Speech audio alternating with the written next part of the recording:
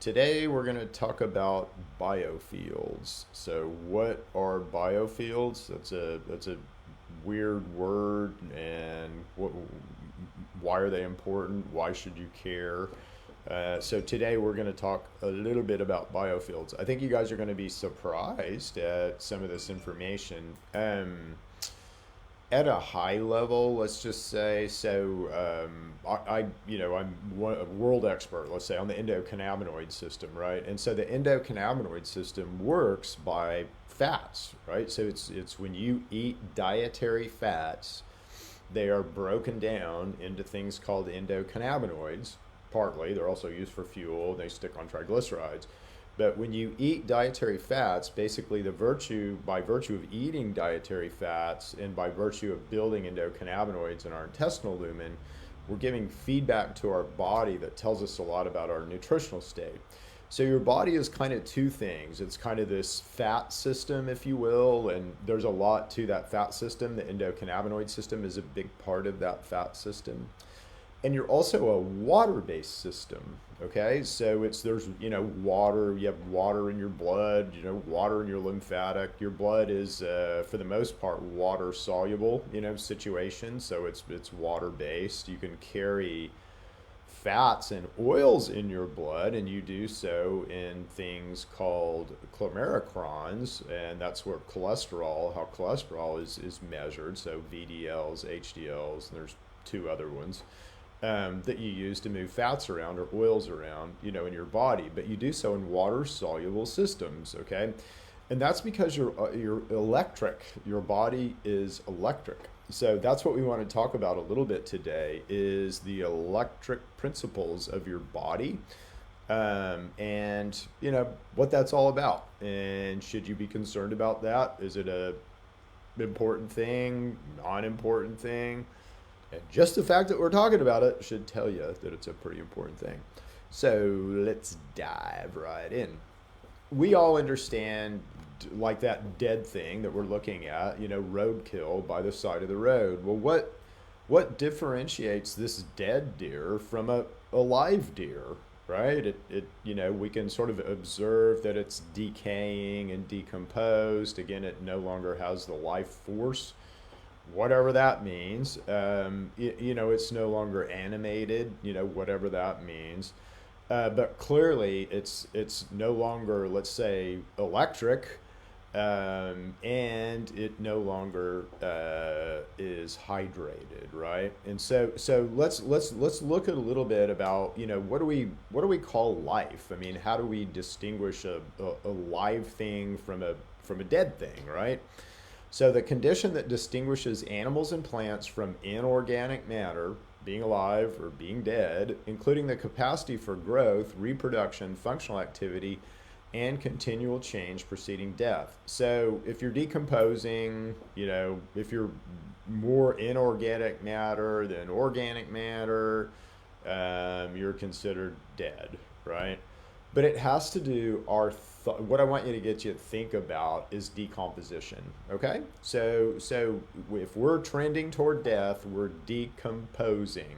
If we're trending toward life, we're recomposing. Is the best way to say it. And can that happen? I don't know. It can happen in certain ways. Certainly, can you recompose yourself? Yes, I believe you can. You certainly can ionically, which is what we're going to talk about and where we're going. But what is life, right? So what does it mean to be alive? And that's a pretty important thing, when we go back to sort of what's the difference between us and this thing on the side of the road. It kind of hurts the mind. It twizzles the almonds to think about, right? So it's kind of difficult. But if we boil it down in kind of a science way, we're going to find out that you need water. So you need to be able to be moving water, let's say, through your living system in order to be, considered alive. So all living things, from tiny cyanobacteria to giant blue whales, need water to survive. Without water, life as we know it would not exist. And most of us realize this.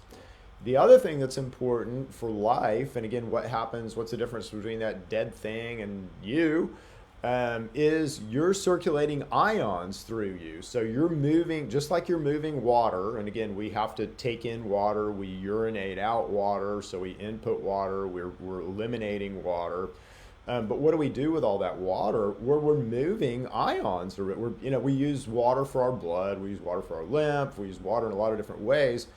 But we use water because it's ionic, because I can move things that are electric, that have energy through it. And I can move those things to more static and, let's say, more dense areas of your body that need those things that aren't as conductive or transmissive. Okay, so hopefully this is making sense. But in order to be alive, right, I have to have water, I have to be hydrated, and I have to have this life force, this movement, let's say, of ions or electricity, or kind of however you want to look at it, but it's definitely physically ties to ions. So, and again, in this dead thing over here, is this deer moving ions in and out of itself? No, it's becoming devoid of ions. It can basically what happens is the bacteria and the cells inside of this deer, again, the living cells, let's say, that were living inside of this deer, needed to be able to have oxygen and water and ions to be able to do something called oxidative phosphorylation, which is what we need to be able to do to stay alive, right? So that's what mitochondria need to be able to do to provide you energy. If they can't do it, then you're not going to get energy. But at some point, when those things aren't available, then things called gram-negative bacteria begin to take over. They don't need oxygen, they don't need ions, they don't need water, they just need a fermenter. They just need to be able to ferment. So they start fermenting, and that's what's happening to this carcass. Is it's being fermented, it's being broken down by these gram-negative bacteria. Yeah, so pretty interesting, right? So again, this is all going to relate back to you at some point, and gram-negative bacteria kind of mean that we're, those guys think that we're dead and trying to decompose us. Okay, so but point of this is that sort of two critical things that are responsible for you being animated, you being alive, and that's water and that's ions. So you have to be able to move sort of electricity and electrons through you, and you need to be able to do that in water, and we need to constantly resupply and resustain that water. So metal ions are fundamental elements for the maintenance of lifespan of plants, animals, and humans. Their substantial role in biological systems was recognized a long time ago. They are essential for the maintenance of life, and their absence can cause growth disorders, severe malfunction, carcinogenesis, or death. Carcinogenesis, cancer, or death. Okay, so pretty dang important, right? And it's really interesting when you look at really severe disease like autism. Let's see, let's do this. Autism is going to be something that is going to be a dysregulation of metal. So autism and metal regulation. And again, the fact that autistic people, so again, this is what you want to see when you're searching for stuff. And you've got, fetal and postnatal metal dysregulation in autism, whole blood zinc and copper levels in children with autism, lack of association between autism and 4 heavy metal regulatory genes. Well, that's a lack of. But anyway, you can kind of tell that there's lots on metal in autism, which is kind of what I wanted to get you to see. So autistic people are dysregulated in how they deal with metal, which would indicate that they're dysregulated ionically, which is interesting. Okay, so if you go look at like ions and you're going to find some stuff about metal, but that's it.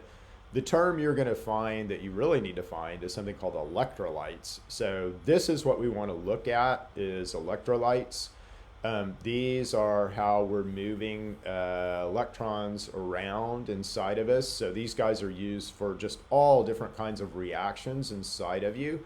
But you have to be able to move ions. You got to be able to move ions, and these guys got to be able to move back and forth and kind of flow like a river. Well, it's looking like in disease, guess what? you slow down the movement of ions. You leak ions, and you basically slow down the movement of them inside of you.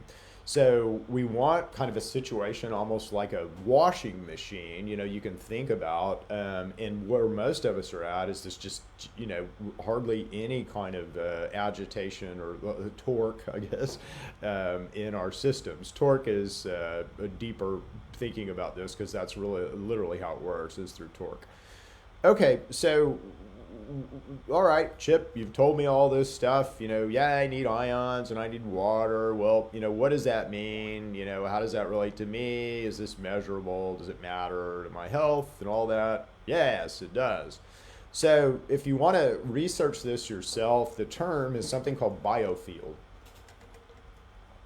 Bioelectrons, biomagnetics, bio. So, but your biofield is, I'll just read you this definition from Biofield Therapies, American Counseling Association. So the biofield is a large field of energy that surrounds and extends out from the body about 8 feet. No part of the energy system is visible to the human eye, but the biofield can be felt with the hands, often through either pressure or temperature changes. 8 feet is a pretty long way, right? Do you feel uncomfortable in a crowded room? It's probably because, your biofield is being invaded by someone else. What is your comfortable distance?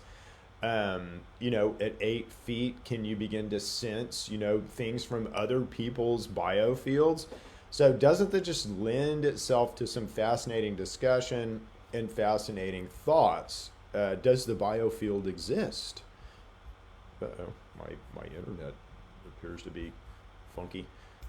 Anyway, so, but anyway, the thought of a biofield is interesting. And so what would this look like? Potentially what would the biofield look like?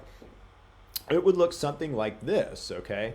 Where we've got this extension of magnetic lines that would flow out from kind of our north pole, which is our head, and be connected to our south pole, which is our feet.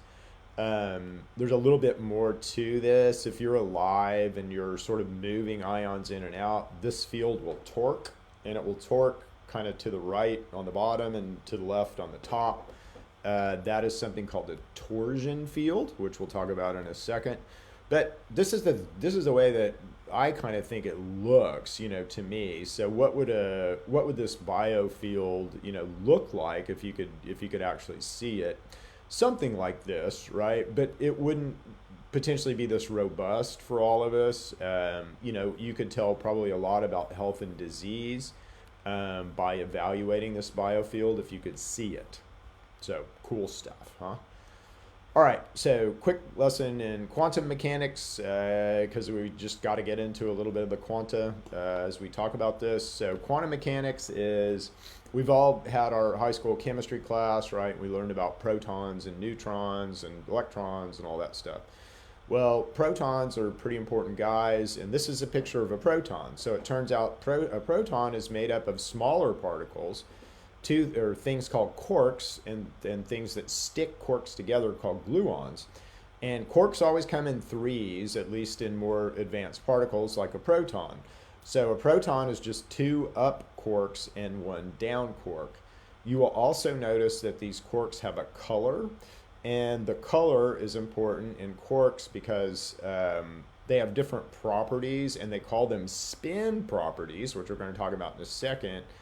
And they equate those to color, but you can change the color of quarks, which is interesting magnetically. You can do a lot of things with magnets, right? So anyway, this is quantum mechanics 101. This is what a proton looks like. It is 2 up and 1 down quark, and they have to be of different colors. So all of them have to be different colored in order to make a proton. Isn't that cool? So quick story about torsion fields. I think this is kind of a cool story. You will notice pseudoscience in the very, let's say deep state Wikipedia definition. Interesting thing I learned a while back is these guys got to tell us the truth. So they have to give us the truth in some form, which is useful, if you sort of are a good discerner of information, let's just say. So they got to give us the truth, even though they might try to hide the truth in things in terms like pseudoscience. But torsion fields are something that the Russians started studying in the early 1900s, even before that to a certain degree. It's probably in here. No, it's probably not, because we're not going to give any credits to the Russians for anything. Oh yeah, here's sort of Center for Non-Traditional. Yeah, there's a Russian guy right there. But torsion fields really were first discovered when they were looking at parapsychology.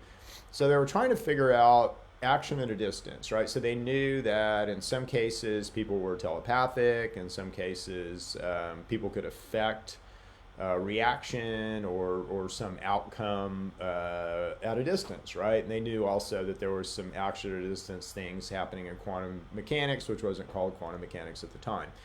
But they tried to figure this out, and so they were able to identify fields that are associated with living things. And these fields are called torsion fields. And the cool thing is they can be measured. And so we actually have a device. If you look at bioresonance, so bioresonance is, let's see if I can do this or we're going to screw things up.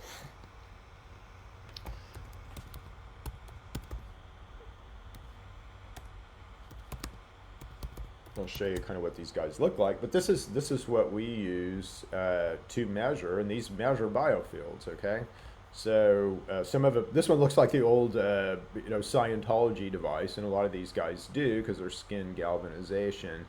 But our guy uses headphones. He kind of looks like this. So he uses headphones, and you hold a device, but the headphones are measuring these torsion fields, believe it or not, which is kind of cool. And you can measure these with if you have the right kind of antenna. In Western science, so you don't get the pseudoscience, so you guys are like, Chip, you're talking about crank stuff and torsion field. It says right there, pseudoscience. Okay, well, if you go to Western science, there's something called spinor fields, and so you can look up spinor fields. But this is the idea that basically electromagnetically things are connected. So these are belts that are connected to a cube, and then this cube moves. But the belts never become entangled as the cube moves. And so that's the kind of cool and important thing to see, is that these belts do not become, they don't interfere with each other even as this spirals. So this is a spinor field or a torsion field. Again, as you affect these magnetic ley lines, you can think of this as a quark, okay, in the middle. You can also think of this as a chakra point in the middle, if you relate this to you, or a sort of a nexus point in a plant. But these spin, these move, and that's what life is all about. Really, is our magnetism and kind of how we spin and move in fields, which is cool stuff. And that's what really defines life in a way. So where does all this come from? The sun, right? So, and you can spell that S-O-N if you'd like. But the sun is where the energy comes from, let's say, to rotate the spirals, to create the biofields, to create the torque that you need to sustain life, all right? So without the sun, there ain't no torque and you ain't living. It's really, literally that simple. So the other cool thing about this is we probably have different modes of being. And what I mean by that is you're to me, it looks like you're designed to live in different, let's say, densities. And by densities, I mean densities of matter. So I don't think it can get any more dense than it is right here on Earth right now. But you're kind of built to live in a very dense situation, and right now it's so dense here on Earth. That's why many of us, it's a lot of gravity, right? So it's hard to sort of, we're not maybe at our best physically in this particular environment. But your body, it looks like to me, which is really cool, is built to run in these different environments. So, potentially you could run, on Venus. I'm not saying you could, but, potentially your body could energetically elevate to a point where the reactions that you need are not the same. So would you still need oxygen? I don't know. Would you still need water? I don't know. But at some point, energetically, you can run on ions, rather than physical things like food and water. You probably always need water, is looking like, and, ions.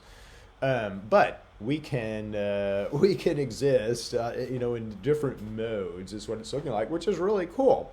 And if you were going to build, if you go with me that life is on other planets and the human form, potentially is on other planets, well, then that makes sense, doesn't it? Because other planets would have different physical, material properties than this planet does, and our physical form would have to be able to be built to sustain in those different environments.